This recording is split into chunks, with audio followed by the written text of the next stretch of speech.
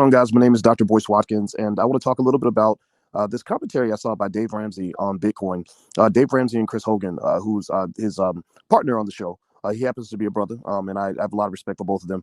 But they said some things about Bitcoin that I think deserve a little more nuance. I think that Bitcoin is one of those areas where you can't give a cut and dry, simple analysis. So I'm going to try to provide some extra perspective on this. So get comfortable, hit the thumbs up button. We're going to get started on the Black Financial Channel right now.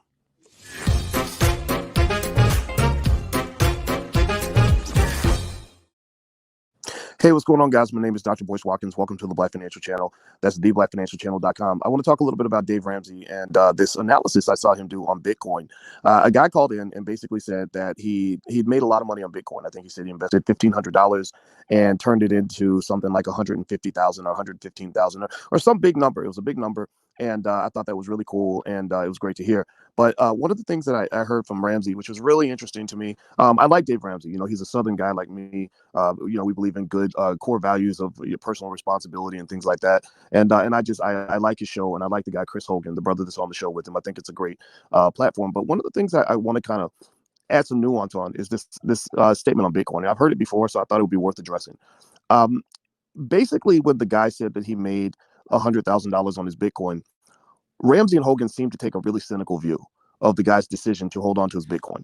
Almost like that would be crazy, that would be stupid, that would be ridiculous, that if you keep investing in your Bitcoin, you're just simply reinvesting and you're risking so much by doing that. Now, I'm not going to say that they're completely wrong. I'm not saying that at all, because Bitcoin is an inherently risky asset.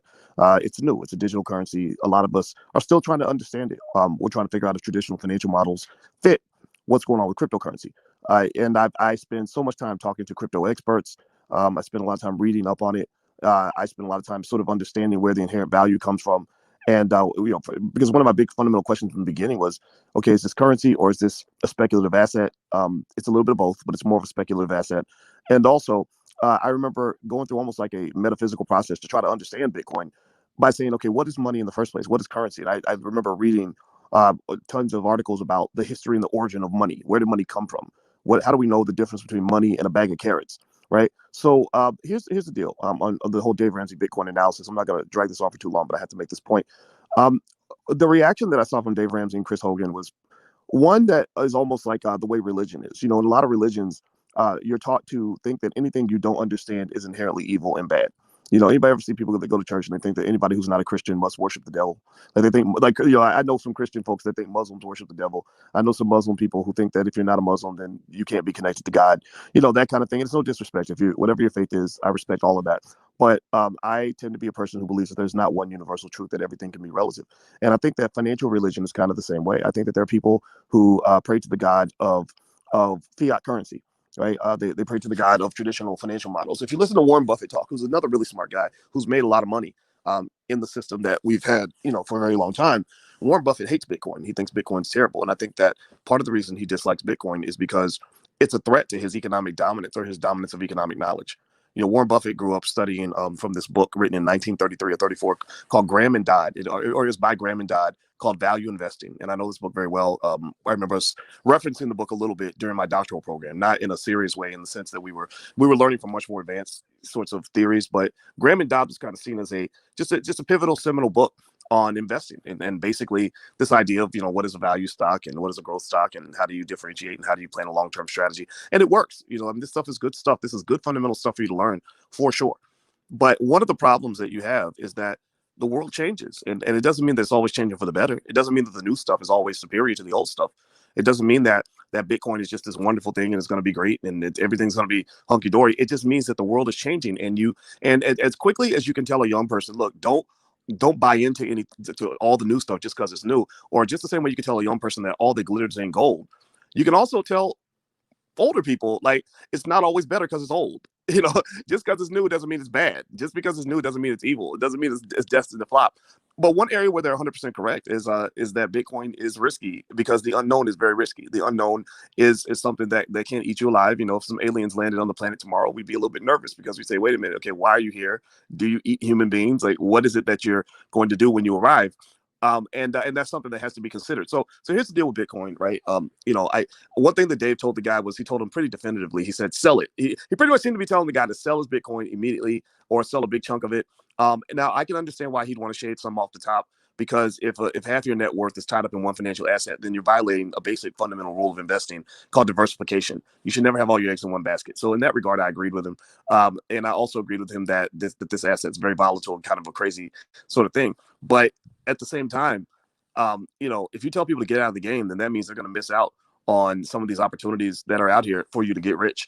It's one thing if you're trying to stay rich. It's another thing if you're trying to get rich. Think of it like a basketball game. The way you play basketball, if you're 20 points ahead, is very different from the way you play if you're 20 points behind. If you're 20 points ahead, you play a defensive strategy. You're protective. Your goal is not to extend the lead. Your goal is just to maintain the lead. But if you're behind, then you're going to be out there shooting 3-pointers. You're going to go and you're going to be running some full court presses. You're going to be going for steals. You're going to be trying to get into the game. You got to take some chances. That's my point. So people that are trying to get rich don't have to invest and should not invest the same as people who are trying to stay rich. And Dave Ramsey's a guy who's trying to stay rich. I'm sure Dave Ramsey's net worth is in the tens of millions of dollars. And again, he's a smart guy. He's been doing this for a long time. I think Dave Ramsey's great. But I also think that you probably don't want to walk away and look past things like Bitcoin and things like that. If you're a climber, if you're a builder, a lot of our people in our community are builders. You started from the bottom, now you're trying to get there, right? You can't even say you started from the bottom, now you're here. You started from the bottom, and maybe your version of here is 5 years down the line. And I think that crypto could be possibly that opportunity. I just heard a video from a billionaire. I can't remember his name. I don't have it in front of me. But the billionaire literally was adamant that Bitcoin is going to go to 150,000, 200,000, and $250,000. Is that going to happen? I don't know.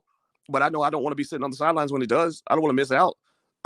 So perhaps the way I would look at something like that, if a guy puts in 1,500 and it flips into 100,000 in Bitcoin, I would probably say, okay, what is your total net worth and what percentage of your portfolio do you have in Bitcoin? If you have 30%, 40%, 50% of your portfolio in Bitcoin, I believe that's too much.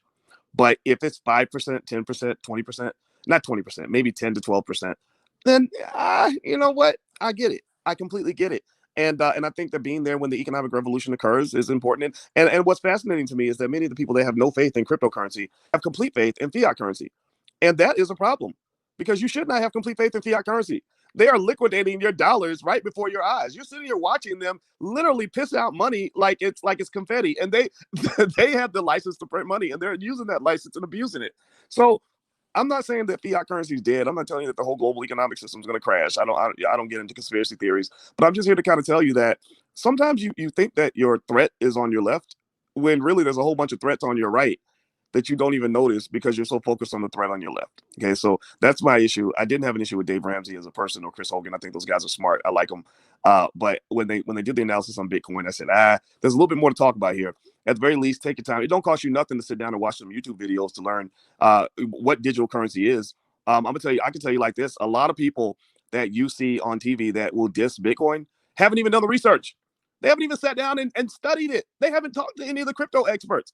So how are you going to write something off when you don't know anything about it?